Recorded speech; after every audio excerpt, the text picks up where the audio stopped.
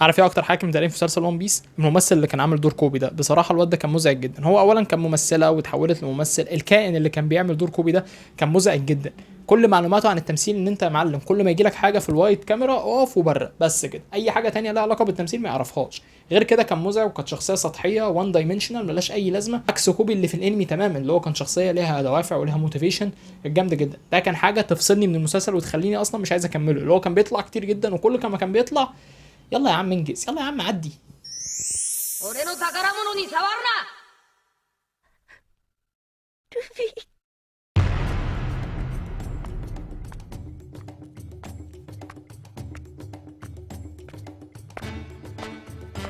行くぞ。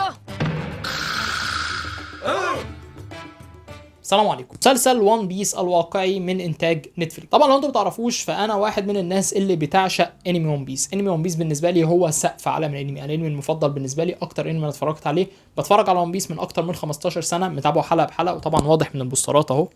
ده ايس شخصيتي المفضله في انمي وان بيس، وده المعلم الكبير طبعا الوايت بيرد، ودي افشخ شخصيه اتعملت في تاريخ انمي ون بيس كله وهو جود وسوب. البوستر الافشخ في ون بيس كله اصلا، انا بحب البوستر ده فشخ. ثانيه واحده، في طبعا السول كينج بروك هنا برضو لو مش شايفينه، يعني ده السول كينج يا جماعه. فانا من الناس اللي بتعشق انمي ون بيس، وفي اللحظه اللي تم فيها الاعلان ان احنا هنعمل انمي ون بيس لمسلسل واقعي من انتاج نتفليكس، بصراحه الواحد كان عنده تخوف شديد جدا. لان رقم واحد انا بحب الانمي ده وما بحبش اي حد يعبس في الانمي ده معايا، او اي حاجه انا بحبها يعبس فيها ويحولها لواقعي. وطبعا معانا تاريخ كبير جدا من ديزني، وحتى نتفليكس ذات نفسها لما حاولت تعمل الموضوع ده وتحول من انمي لحاجه واقعيه كان الموضوع فاشل جدا. اقرب مثال يجي على دماغي مره واحده وهو فيلم ديس نوت اللي كان وحش جدا، كان سطحي جدا، الواحد ما استمتعش بيه اي حاجه. طبعا في تجارب سابقه زي فيلم دراجون بول اللي اتعمل زمان ده اللي مش عارف فيه اي حد اتفرج عليه ولا لا. طبعا في جوست ان شين بطوله سكارلت جوهانسون برضه ما كانش حاجه حلوه. لما تيجي تعمل حاجه بضخامه وان بيس، بالفان بيز الكبيره جدا بتاع وان بيس، بالقصه العظيمه بتاعه وان بيس دي، بصراحه كان في شويه تخوف. لما تم الاعلان عن الممثلين بصراحه الواحد كان شايف ان كتير جدا من الممثلين كانوا حلوين وكانوا لايقين جدا عن الشخصيات اللي هم هيمثلوها.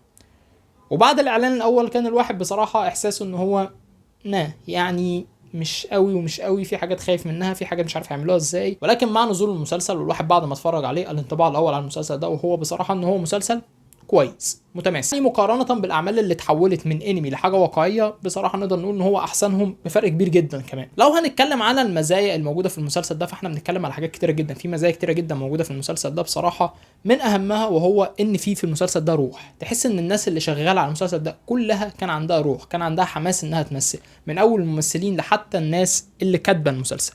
الناس دي كلها كانت سعيده وهم شغالين بالتجربه دي كلها. تحس ان في روح، ان هم مهتمين بالقصه، ان هم عايزين يقدموا حاجه جميله على مستوى البناء، على مستوى الهيكل بتاع المسلسل. هو ما يفرقش كتير جدا عن الانمي.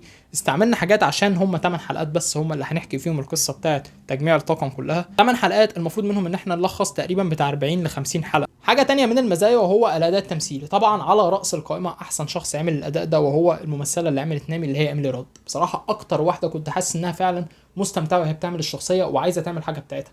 يا جماعه فكره ان انت تعمل شخصيه من انمي لواقعيه هي الفكره، ان انت تاخد الشخصيه دي تزود عليها من حاجاتك الحاجه الواقعيه بتاعتك وتطلع منها الجزء بتاع الانمي، تطلع حاجه ليها علاقه بيك انت، حاجه تبقى بتاعتك انت. ده بالظبط اللي هي عملته. هي خدت شخصيه نامي، الحاجات بتاعت نامي مع الشخصيه بتاعتها مع الحاجات اللي موجوده في الواقع ومثلتها بالشكل اللي طلعت بصراحه احسن واحده في المسلسل كله. عملت شخصيه نامي بشكل مش طبيعي، شكل جميل جدا.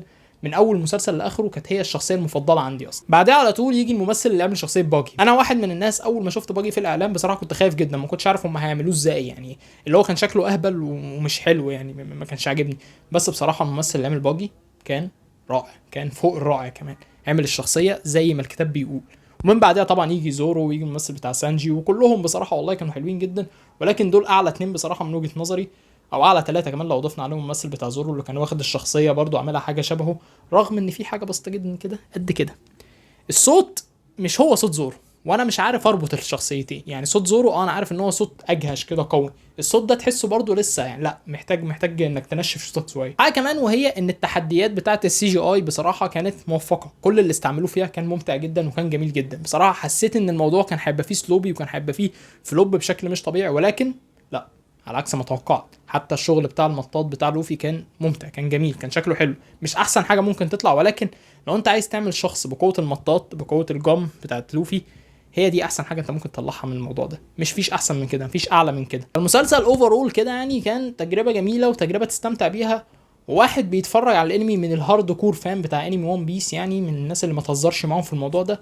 انا استمتعت جدا بالمسلسل، استمتعت جدا بالشخصيات، كانت تجربه لذيذه جدا.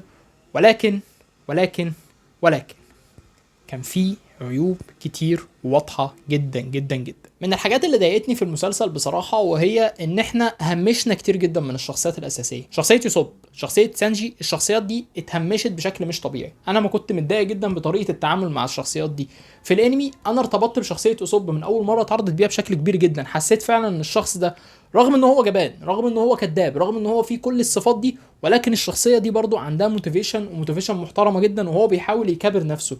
الارك اصلا بتاع يوسوب، بتاع الجزيره بتاعته، وبتاع كوراها دول، بتاع كل الكلام ده، كان حاجه من الحاجات اللي خلتني اتعلق بالانمي اكتر.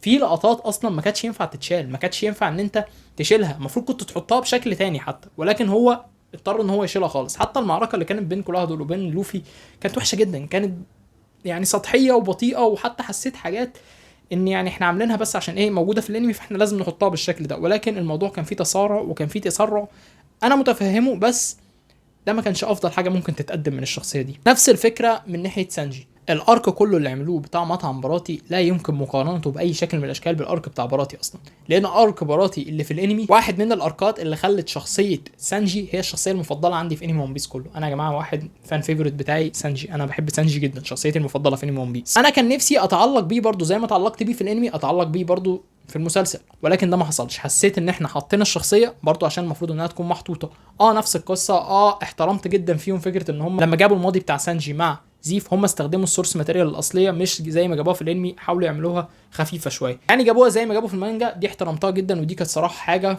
قويه جدا. ولكن غير كده ما تعلقتش بالشخصيه، ما حسيتش ان في حاجه تربطني من شخصيه سانجي عكس الانمي اللي هو من اول ما طلع، من اول ما شفت الباك ستوري بتاعه، من اول الفكره بتاعته ان هو عايز يدافع عن المطعم ده بحياته، بان انا هنساعد اي حد عايز يجي ياكل، لان انا مريت بالتجربه دي، واي حد جنب في البحر انا هاكله، ولكن اللي هيجي جنب المطعم انا هكسره. وهي دي كانت احلى حاجه عجبتني في شخصيه سانجي. وفكره ان انت دمجت اركين في بعض، دخلت هنا على هنا على هنا، انا متفهمه، ولكن التنفيذ ما كانش باحسن حاجه ممكن. دي بصراحه كانت من الحاجات اللي مضايقاني جدا في الانمي. انا متفهم كل حاجه انت عايز تعملها، ولكن التنفيذ ما كانش افضل شيء ممكن. فكره ان انت تجيب لي البرمائيين يجوا ياخدوا مش عارف لوفي، وتدخل لي باجي في القصه، وتدخل لي مش عارف المارين، وكل الهيكله اللي انت عملتها دي، وحتى تكبير دور المارين بالشكل ده، وانك تتسرع انك تعمل الريفيل بتاع جارب ان هو جد لوفي، ده كان كل ده ما كانش ليه لازمه. انت كان ممكن تركز على القصه الاصليه، بل كمان كان ممكن تزود حاجات كتيره جدا. يعني انا كنت شايف ان المارين بعد ما كل شويه يظهروا، بما فيهم الولد بتاع كوبي ده اللي انا كنت مستفز منه جدا، يعني بدل ما كان كل شويه تظهرهم كان ممكن تركز اكتر على الشخصيات، لان هو ده اللي كان بيفصلك. انت كان لحظه جامده جدا داخل في المسلسل، داخل وعايز تترقب، هوب افصل ارجع لي على المارينز. يا عم انا مش مهتم بالمارينز والله. دي كانت من العيوب اللي كانت واضحه جدا في المسلسل، ان الهيكل هو نفس الهيكل بتاع ون بيس، ولكن طريقه تنفيذ الاركات كانت مش حلوه. انا ما عجبنيش اي ارك غير الارك الاولاني اللي هم اول حلقتين. بعد ذلك كانت محاوله للتسرع، لان احنا عايزين نوصل بسرعه بسرعه بسرعه للحاجه اللي احنا هنبني عليها، اللي هو جزيره نامي وقصه نامي الاصليه والقصه مع البرمائيين. لو جينا للارك الاخير بتاع نامي وبتاع البرمائيين اللي كان تنفيذه مش احسن حاجه، كان احسن من اللي قبليهم طبعا، مش احسن من اول حلقتين، ولكن كان احسن من الحلقات اللي قبليها. حط لك قصه نامي ولكن ما حطهاش بالعمق الكفايه اللي انت شفته في الانمي طبعا، ولكن برضو كانت كويسه، كانت مقبوله. تنفيذ البرمائيين ما كانش احسن حاجه، شكلهم كان سخيف جدا، ما كنتش حابه، كان مؤذي للعين بصراحه. معركه البرمائيين ولوفي كانت سيئه وكانت بسيطه جدا. معركه البرمائيين اصلا مع الطاقم كانت مش حلوه. يا جماعه ارجعوا اتفرجوا على الانمي واتفرجوا على المعركه دي واحده من الحاجات اللي هتحببك اصلا في الانمي زياده.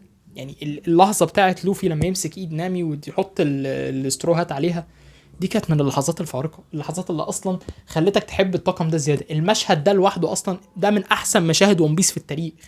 ده لما جم يعملوه بالحرف ما كانش ظابط. دي كانت المشكله، اللي هو انت ما انتش عارف تحط التركيبه. يعني في حاجه في الانمي خلت المشهد ده جامد، وهي التسلسل، الايقاع، الفكره اللي انت كنت ماشي بيها طول لحد ما وصلت للمرحله دي. مشكلتي مع المسلسل ان انا ما شفتش كل ده. احنا مره واحده جرينا، احنا مره واحده لقينا نفسنا احنا هنعمل ده لان هو موجود في الانمي، فاحنا لازم نمشي على نفس الايقاع.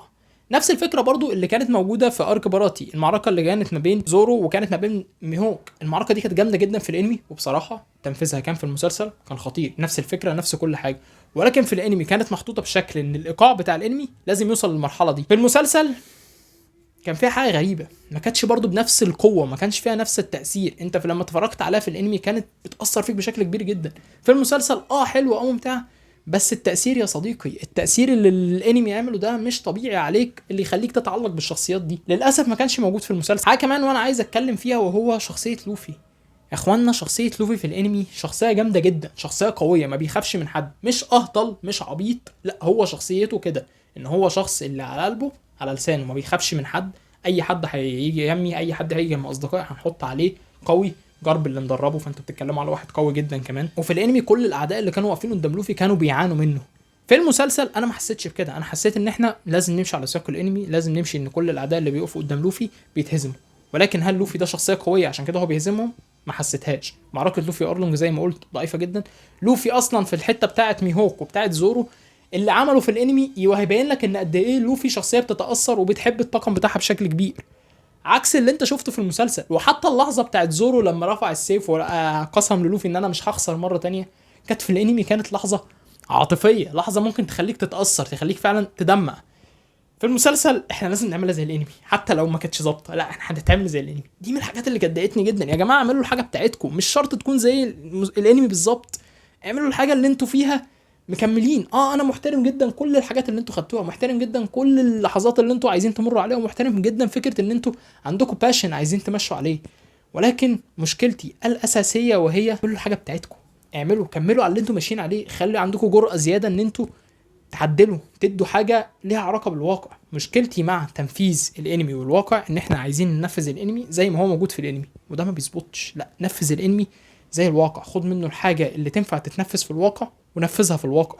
دي هي بالنسبه لي كيفيه تنفذ من انمي لحاجه واقعيه. كمان سريع، شخصيه شانكس اللي كانت موجوده في المسلسل ما عجبتنيش، رغم ان هو شبه راين جوزلينج، وطبعا انا بحب راين جوزلينج فشخ، ولكن ما عجبتنيش الشخصيه. حسيت ان هي برضو نفس الفكره بتاعت انها مهمشه، ما شفتش نفس الهيبه اللي كانت موجوده في واحد زي شانكس، واحد من اكتر الشخصيات او اكتر شخصيه ليها هيبه في انمي ون بيس كله. انا ما شفتهاش، كان نفسي اشوفها اكتر، كان نفسي تظهر بشكل قوي، ولكن ده ما حصلش. بس اوفر اول المسلسل بصراحه كتجربه انصح جدا ان انت تتفرج عليه. لو حد ما اتفرجش على انمي ون بيس وعايز يتفرج على المسلسل، طبعا اتفرج على المسلسل، المسلسل حلو جدا. ولكن نصيحه، لو عايز تتفرج على حاجه احسن بكتير من اللي انت شفتها دي، اتفرج على المسلسل. ومعلش يعني الناس اللي بتقول اتفرج على 1000 حلقه ليه يا عم، 1000 حلقه كتير جدا، 1000 حلقه ليه مسلسل يبقى 1000 حلقه؟ ون بيس مش انمي، ون بيس هو عالم كامل، هو 19 انمي في بعض، 30 انمي في بعض، قصه الشخصيات فيها بس هي اللي ثابته. ولكن انت كل مره بتخش في مرحله جديده، بتخش في فلسفه جديده، بتخش في عالم تاني، بتخش في حاجات تدخلك في الانمي تحببك فيه زياده. فون بيس بالنسبه لي هو زي ما انا قلت افضل انمي اتفرجت عليه في حياتي، وافضل قصه اتفرجت عليها في حياتي. ولو زودوا كمان 10 سنين على ون بيس انا هتفرج وما عنديش اي مشكله. انا مستمتع جدا بالحلقات الجديده، مستمتع جدا بحلقات جوي بوي، وعاجبني جدا شخصيه جوي بوي. ومش عارف الناس اللي مش عاجبها جوي بوي دي، انتوا كنتوا بتتفرجوا على ون بيس من اول حلقه ولا انتوا كنتوا مع ناس تانية؟ او هتسالني هل هيعملوا سيزون تاني، هل انت متحمس تتفرج على سيزون تاني من ون بيس؟ انا مش عارف الصراحه الراي ده، هل هيكون في سيزون تاني ولا لا. ولكن الهدف الاساسي من الانمي ده ان هو كان يتعمل، وهو فكره ان احنا ننشر ثقافه ان احنا نحول من انمي لمسلسل، ونشوفه هل هي فعلا هتنفع ولا مش تنفع. مع ون بيس، مع التنفيذ الصح، مع الناس اللي عاجبها الفكره، اللي عندها الروح والباشن والحب انهم يعملوا الشخصيه دي، الموضوع نافع جدا. هل بعد ذلك هيكون في سيزون تاني لون بيس وهيكون في اعمال تانية عايزه تتعمل؟ اعتقد لان تقريبا في عمل اللي هو توجاشي، الانمي بتاع توجاشي ده مش فاكر اسمه ايه بالظبط، برضه هيتعمل لايف اكشن، مش فاكر الاسم. انا حبيت كل الكاست ما عدا الولد بتاع كوبي ده، يا ريتوا احرجوها ولا ارموها ولا شوفوا هتعملوا فيها ايه.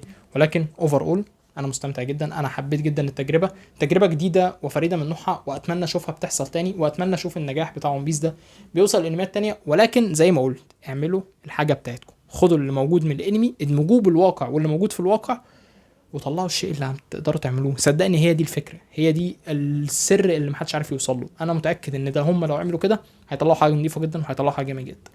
بس كده، شكرا لكم على صوركم من نهايه الفيديو. كان معكم يوسف حمبوطه جو مني من قناه بحب السيما.